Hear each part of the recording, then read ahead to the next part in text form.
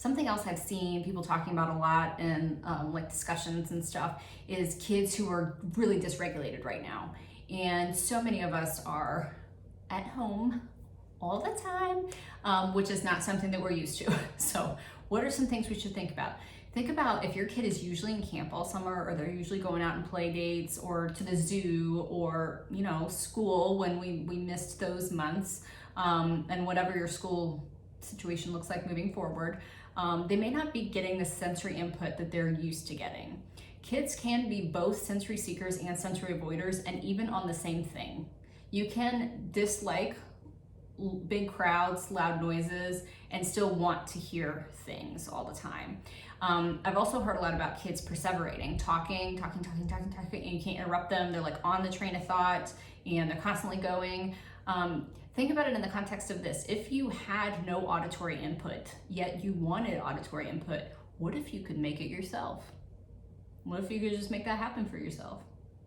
And it, you know, mom's sitting there like twitching her eye, you're going nuts, but like the kid is solving their problem, right? They're coping with a situation that they have. And so really it's genius.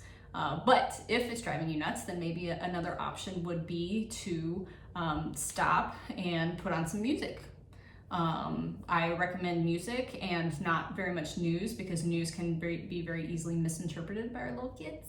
But music can be a great way to have fun, but also get that sensory input, and just kind of like take the edge off a little bit. And so if you're like, oh, well, when my kid's playing, they're constantly talking to themselves, or they're yelling at each other, whatever, try to play some music in the background and see if that helps kind of cut the tension a little bit. Because if you think about, if the thought of being in a sensory deprivation chamber, like where it's like totally silent, freaks you out, which some of you're like, oh, if only. But if that idea freaks you out, then imagine being that kid, right? That's like, they don't have enough sensory input and it's just terrifyingly quiet, and they need to fix that. So how can you change your auditory input at home in order to help your kids feel calmer?